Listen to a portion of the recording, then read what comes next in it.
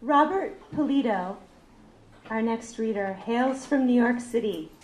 And in fact, except for one stint as a Holloway visiting fellow at UC Berkeley, he's never lived in California. He's actually the founder and director of the graduate writing programs at the New School in Manhattan. We invited him to read tonight because he inhabits an important California of the mind. His nonfiction and poetry are preoccupied with Hollywood. He's a noted scholar of American noir, and he's edited the Library of America volumes Crime Novels, American Noir of the 1930s and 40s, and American Noir of the 1950s. And his most recent book of poetry, Hollywood and God, is itself a contemporary American noir, poems that take place in the potent imaginary intersection of two forces that preoccupy us. So it's as if Hollywood and God were kind of an intersection, down there in Los Angeles. He writes that his poems track what might happen when the American search for transcendence bumps up against contemporary celebrity culture. In the title poem of this collection, Polito's speaker claims, "If only God would save me, I would know how to hurt you." In another, called Paris Hilton Calls on Jesus, the Paris Hilton character claims, "I can only meditate when I wear earmuffs, the kind you'd find at a gun range." These poems are intense, tortured, edgy, exploding on the page and the tongue, and something about their painful glamour keeps you wanting more. Robert, I'm so glad you came all the way from New York to read for us tonight.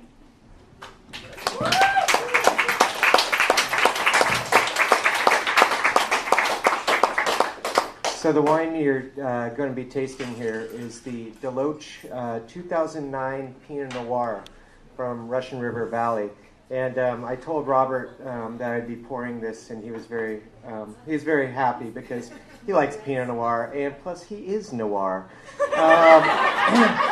It just works, Actually, the great thing about God and Hollywood and all those things is we really do have a connection between that with wine. Our God is based over in Europe, where the grapes actually were indigenous grapes. We don't have them here. Somehow we got miraculously, they were brought over here, and then we started propagating them, and then we started making these wines of today.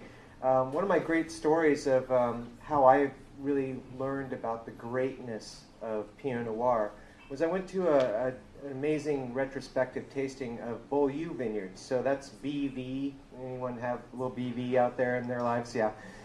Pretty popular winery. How did it become popular? It's because of a great man named Andrei Chelychev.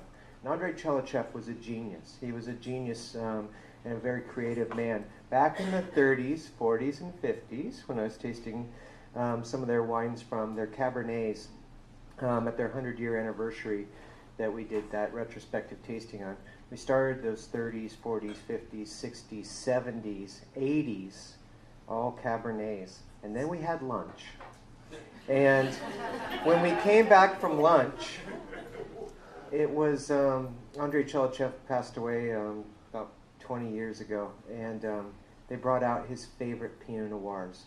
Because Andrei Chelychev was really one of the pioneers who brought this idea that you can grow Pinot Noir here in California. And he really did this back in the 50s. And he was very proud of those wines. And to him, they meant as much as any Cabernet would ever mean. And one of the reasons is because they're so thin-skinned. They're just like a lot of these criminals, Yet, they pack a lot of power. And that's the crazy thing about Pinot Noir is you make it, and there's so many ways to screw it up. But when you hit it in the right stride, and you get all those flavors, and you really nurse it, and you put the skin in with the juice, and you keep it in there for, up to 30 days. Just keep punching down on it, and all these flavors are extracted out of the skins, and it's a fantastic experience. Luckily, here in California, we've mastered that experience, and we'll only get better. This is a great example of that. This is Deloach And 2009 was an amazing vintage in Russian River Valley. From here, it would just be go up north over the Golden Gate Bridge, go up to the little town of, big town actually, of Santa Rosa, and take a hard left, go towards the coast. That's Russian River right out there. And the reason that it's great is because it's all influenced by cool climates in the evenings. And all these kinds of areas as we go down the coastline here that are the closest to the ocean are the best places to grow Pinot Noir. In Napa Valley, you can't grow it. It's too hot because the thin skins can't take that kind of pressure. So you push it out towards the ocean as much as you can. So as you listen to these great poems and really get into it, this is a wine that gives a lot back. It's got that great cherry flavor. There's that little bit of cola. There's that tobacco. There's almost like you took some dried rose petals and rolled it in that tobacco before you took a puff. And it's awesome. And so is Robert's work. So without further ado, let's listen to him.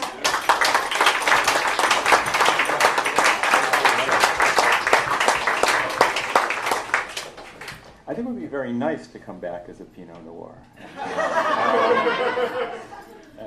So, thank you, Hollie, and thank you, Tess, for that incredible introduction, and thank you, Christopher, for continuing that introduction. And I was thinking that who would have guessed that the most stylish analysis of poetry would turn out to be drinking wine?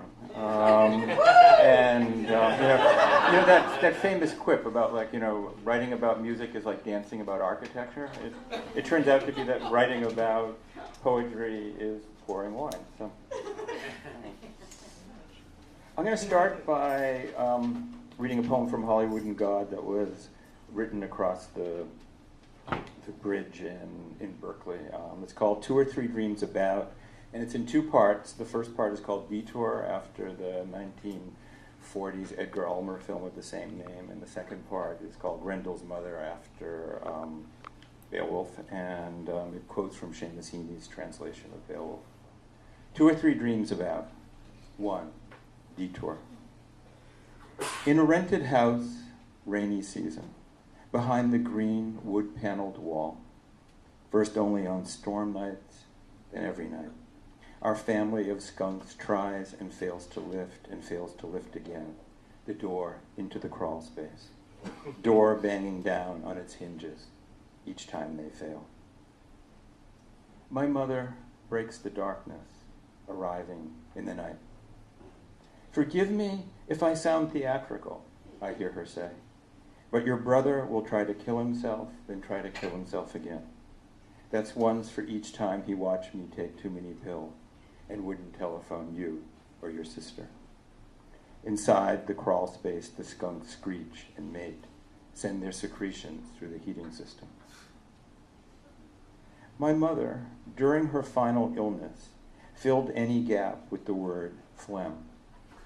I was eating my phlegm when the nurse came in to take my phlegm. Please take care of your phlegm. He'll need you now that I'm phlegm. Bold behind glass, the cats hiss the skunks. For all our banging, shouting, nothing. Still they lift the door and crowd in. Where did you leave his body? Vera surprises Al Roberts in Edgar Ulmer's Detour. This buggy belonged to a fellow named Haskell. As the cats scratch at the heating grates, stretch a claw down to the crawl space. 2. Grendel's Mother. My father's earliest memory is not the icebox overturning onto him, but his mother lifting it off. That was right before she fled alone to New York City. He told us instead that she died. The Beowulf poet remembered Grendel's mother as mournful and ravenous. In my father's dream, his father is Grendel's mother. Not, as once upon a time he feared, a bully backhanding his wife after she cracked the glass of their wedding crystal. A drunk relieving himself on the kitchen floor. But only a creature in a book. He dreams the disenchantment of the world. Not monster, but paper, ink, bottle, father.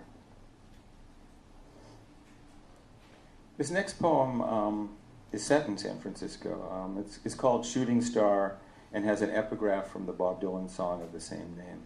I seen a shooting star tonight, and I thought of you. In a San Francisco basement apartment, there's a woman I keep hearing about who claims for the last 20 years she's lived with Bob Dylan and wishes to write a book about it. That might mostly be new to him. Hey man, you must be putting me on. But she sells scarves from her own North Beach shop. And according to this woman, Dylan's changed a lot.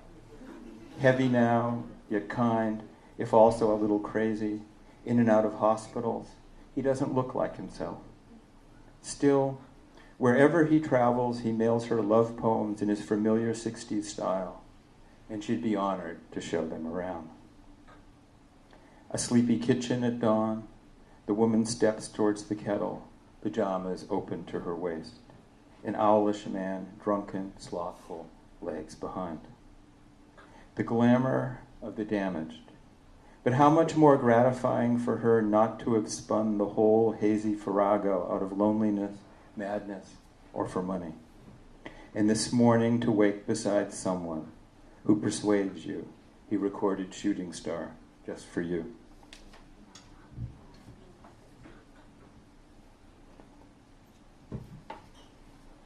This next poem actually isn't set anywhere. It's kind of set anywhere and everywhere.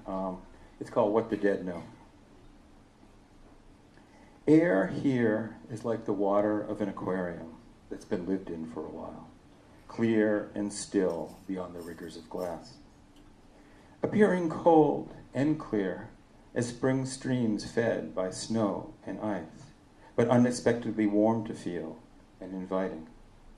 Side-lit, a vitality of shadows once you come into it, and long bars of light burning like spots, remarkable for the absence of dust in their sharp crossfires. Heavy, as crystal is heavy, as if to move here would mean pushing against a force palpable and strong, yet rich with prospects of life, comfortable with the idea of life, as if, put on its slide, every drop is stocked with wonders, swarming, about to burst. Beautiful in a way, one element sustaining another, our message brought home so that the living might come to see. Harder to say that without them we are nothing, water without air, or to speak of our isolation or our special loneliness, or say as they look right through us at their plants, pictures, books, windows, reflections, and blank white walls, that we need them to orient ourselves and to tell us who we are. Or that with each look they are swimming to within our sights, or that we are always casting wider and wider, and that even now they are fighting to avoid our nets. I'm going to end with one of the poems that Tess mentioned. Paris Hilton Calls on Jesus, and unlike Jane's beautiful poem, this wasn't fact-checked. Paris Hilton Calls on Jesus. My God makes me feel good. There is a grandeur and purity in all I see, a grandeur and purity around and in me. Now that I'm grown up, back to Jesus is like back to the cool bars. I used to love popping E and dancing all night in clubs with the boy I married and divorced. At a party, you can always count on him to chat up the skankiest girl in the room. Not me, of course. Not that I'm better than anyone else. You have to be humble. I'll go skinny dipping with you, pal, but I won't sleep with you, if you know what I mean. Ecstasy makes you feel so close, but we weren't close. You could almost blame my whole marriage on E. I can only meditate when I wear earmuffs, the kind you'd find at a gun range. Now, when I pray that way, it's like firing back at the world. Thank you.